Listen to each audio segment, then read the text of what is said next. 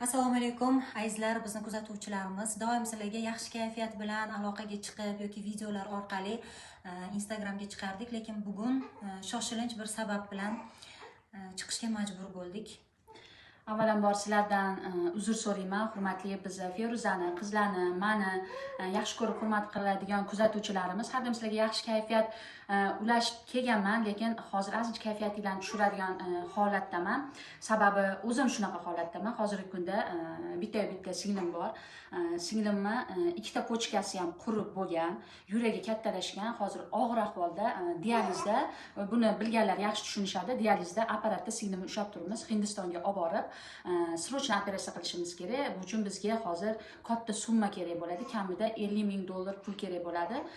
Shu sababdan men sizlarga murojaat qilib chiqishga majbur bo'ldim. Endi aytishinglar mumkin, blogerlarda pul bo'ladi har doim deb. Endi to'g'risini aytganda, Marina ham oilasi bor, turmush o'rtog'i bilan mana deyarli 1 yil bo'ldi onasiga va mana shu bitta singlisiga qarab keladi.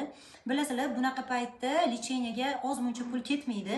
Hamma narsani eplab, yana shaharda ijod qilib oson emas, o'zi emas. Biz ham qo'limizdan kelgancha yordam berishga harakat qilyapmiz, lekin summa sal kattaroq. Shu sababli sizlarga murojaat qildik. Alloh yo'lida, agar oxiratingizga zaxira bo'lishini xohlasanglar va doim biz mana yaxshi kayfiyatda sizlarga video qilib chiqamiz, lekin hozir hammamiz kayfiyatimiz tushib qolgan.